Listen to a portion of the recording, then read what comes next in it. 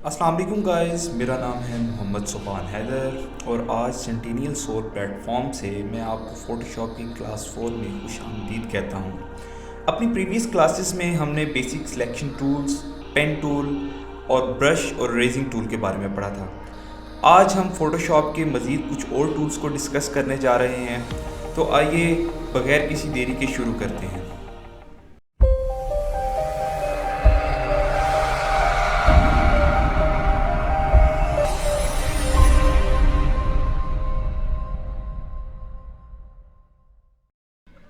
आज जो टूल्स हम डिस्कस करने जा रहे हैं ये हमारे फ़ोटो एडिटिंग में काफ़ी इस्तेमाल होते हैं। इन टूल्स में हमारे पास सबसे पहले ब्लर टूल, शार्पन टूल और स्मज टूल हम डिस्कस करेंगे।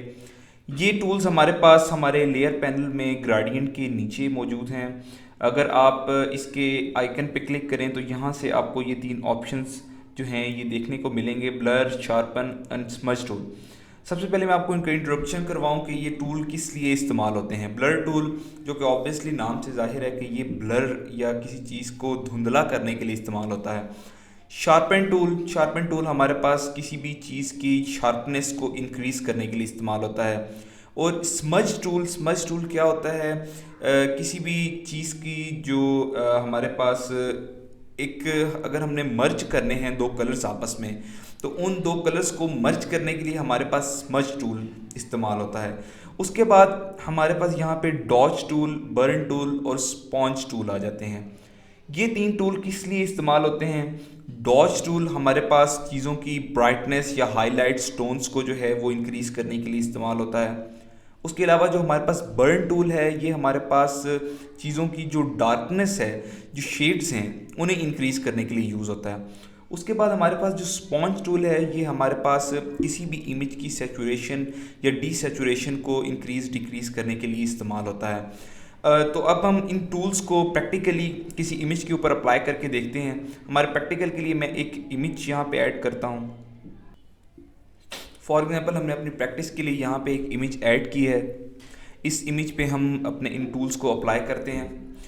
सबसे पहले हम अपना ब्लर टूल सेलेक्ट करें। यहाँ पे इसकी फीचर पैनल में आप देख सकते हैं कि इसके जो फीचर्स हैं काफ़ी मिलते जुलते ब्रश टूल के फीचर्स से हैं, जो कि हम अपने प्रीवियस लेक्चर में डिस्कस कर चुके हैं। यहाँ से आप इसकी साइजिंग कर सकते हैं, इसकी हार्डनेस को इंक्रीज़ डिक्रीज़ कर सकते हैं अपनी ज़रूरत के हिसाब से। उसके अलावा यहाँ पे इसकी स्ट्रेंथ है कि इसकी स्ट्रेंथ आप कितनी रखना चाहते हैं, स्ट्रेंथ हाई रखना चाहते हैं या लो रखना चाहते हैं, आप यहाँ से उसको सेट कर सकते हैं। बाय डिफ़ॉल्ट यहाँ पे 50 होती है और मैं इसको 50 यूज़ करूँगा। उसके बाद यहाँ पे सैम्पल ऑल लेयर्स का ऑप्शन है। सैम्पल ऑल लेयर्स पे आप अगर क्लिक करेंगे तो यहाँ से अगर हम न्यू लेयर, ब्लैंक लेयर लेते हैं, तो सैम्पल ऑल लेयर्स करने से क्या होगा, जो भी टूल आप यूज़ कर रहे हैं वो नीचे वाली लेयर के ऊपर वो डायरेक्ट वहाँ से इफ़ेक्ट होता रहेगा।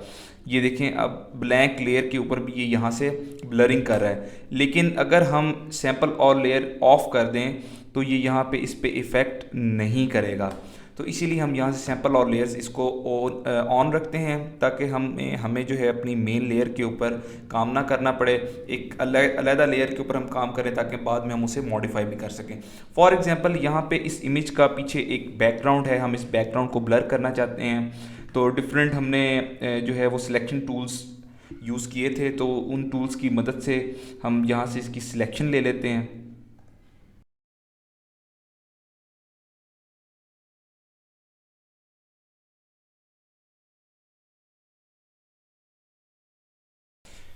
अब हमने इस इमेज की सिलेक्शन ले ली है। अब हम इसके बैकग्राउंड को जो है वो ब्लर करते हैं। फॉर एग्जांपल अब हम इस सिलेक्शन को इन्वर्ट करके, क्योंकि हमें बैकग्राउंड ब्लर चाहिए, तो हम कंट्रोल शिफ्ट आई से इसे इन्वर्ट करके बैकग्राउंड सेलेक्ट कर लेंगे। और बैकग्राउंड सेलेक्ट करने के बाद हम अपना यहाँ से ब्लर टूल सेलेक्ट करेंगे।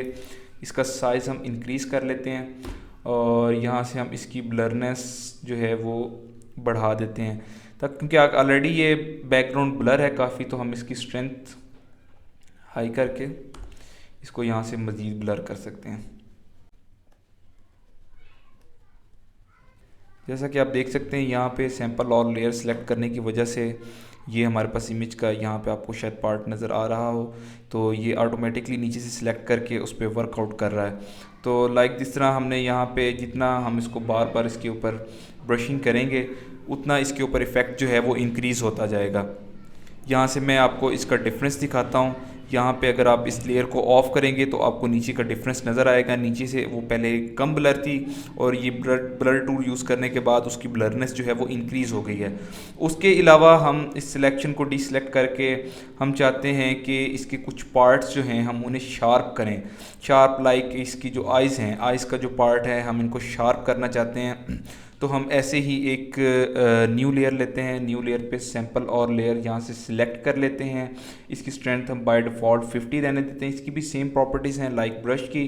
यहाँ से हम इसके ऊपर ये देखें, ये आपने इसको बहुत ही तरीके से इस्तेमाल करना है। लाइक अब ये देखें, अब मैं इसको ऑफ़ करता हूँ तो इसकी आइज़ का आप डिफरेंस देखें। शार्पन टूल से हम इस तरीके से इसकी आइज़ को हम फेशियल फीचर्स डिफरेंट जो है उसको हम शार्प कर सकते हैं। यहाँ से इसकी बियर्ड को, हेयर्स को, कुछ एजिस को कर देते हैं। यहाँ से जो हेयर्स हैं इनको हम थोड़ा सा शार्प कर देते हैं।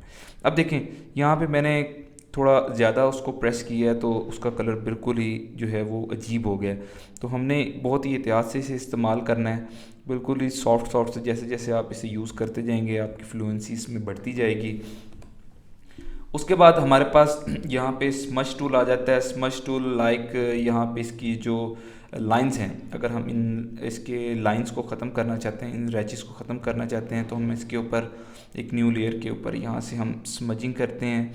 यहाँ से हम सैंपल और लेयर सेलेक्ट कर लेते हैं और ये देखें इसने बहुत ही स्मूथली उसको जो है वो सराउंडिंग वाले कलर से मर्ज कर दिए। अब यहाँ पे इसके वो रैचेस शो नहीं हो रहे। हम इसको थोड़ा सा और बेहतर तरीके से इसकी स्ट्रेंथ कम करके, ये देखें, इसके लिए और भी काफ़ी सारे टूल्स हैं आप यूज़ कर सकते हैं, लेकिन अगर अभी हम ये टूल्स इस्तेमाल कर रहे हैं तो इसके लिए हम यही टूल्स जो हैं वो यूज़ करते हैं।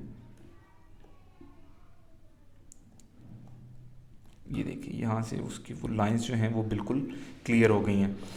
और उसके अलावा हमारे पास जो Dodge, burn and sponge tool है वो भी हम इस इमेज के अप्लाई करते हैं। डॉज टूल जैसा कि मैंने आपको बताया था, ये आपके जो पार्ट्स हैं उन्हें ब्राइटन अप करने के लिए यूज़ होते हैं। यहाँ पे इसकी डिफरेंट प्रॉपर्टीज़ हैं। ये इसकी रेंज है, डिफरेंट आप रेंज कर सकते हैं। शेडोज़, हाइलाइट्स, मिड टोन्स, मैं आपको सजेस्ट करूँगा कि आप मिड टोन्स ही रखें। अब जो हमारे पास डॉज टूल है, डॉज टूल में हमारे पास सैंपल और लेयर का ऑप्शंस नहीं आता।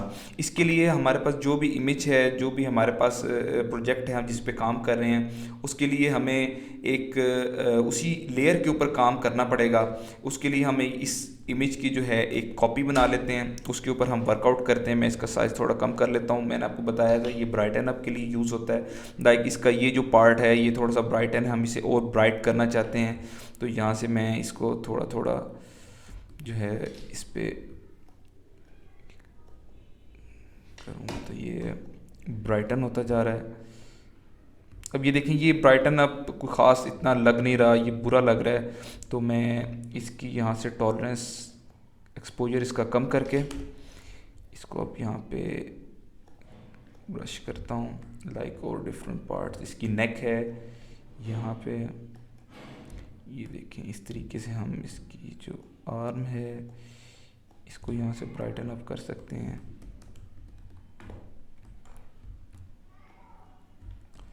नेक का ये पार्ट है।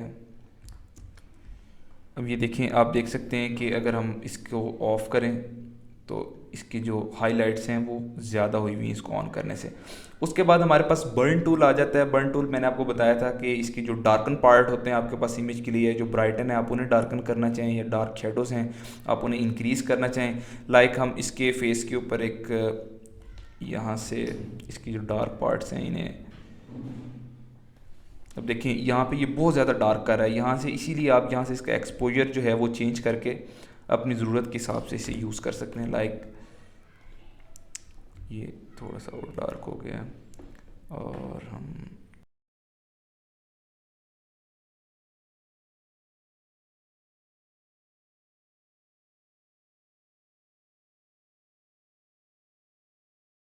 अब ये देखें लाइक अब इसके डार्क टून्स और हाइलाइट्स जो हैं वो काफ़ी हद तक जो है वो डिफरेंट हो गए हैं। मैं आपको ये लेयर ऑन ऑफ करके दिखाता हूँ, जैसे कि आप देख सकते हैं ये इस तरीके से आप इन टूल्स को इस्तेमाल कर सकते हैं। उसके बाद हमारे पास स्पॉन्ज टूल आ जाता है। स्पॉन्ज टूल मैंने आपको बताया था कि ये डीसेचुरेट या सेचुरेशन के लिए इस्तेमाल होता है। यहाँ पे आप इसका मोड यहाँ से सिलेक्ट कर सकते हैं।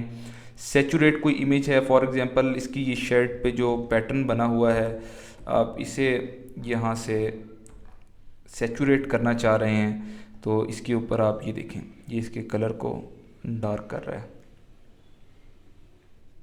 जितना आप इसे इस पे रब करेंगे उतना ये डार्क करता जाएगा। ये देखें, अब यहाँ से मैं इसको लेयर को ऑफ ऑन करके दिखाता हूँ तो आप देख सकते हैं कि इसकी शेड का कलर जो है वो काफ़ी हद तक ब्राइटन अप हो गया। अगर आप इसे डीसेचुरेट करना चाहें तो आप इसे डीसेचुरेट भी कर सकते हैं। ये देखें, अब ये ऐसे इसका कलर जो है डल करता जा रहा है, बिल्कुल ही डार्क कलर में लेके आ गया। अब देखें, आप यहाँ से लेयर ऑफ करके ऑन करके ये देखें, इसका कलर जो है यहाँ पे बिल्कुल उसने डार्क कर दिया ओरिजिनल कलर से। तो उम्मीद है आज का टॉपिक आपको समझ आ गया होगा। अगर आपका इन टूल्स के बारे में मज़ीद कोई क्वेश्चन है तो आप कमेंट सेक्शन में उसे मेंशन कर सकते हैं, मैं उन क्वेश्चंस को आंसर करने की कोशिश करूँगा।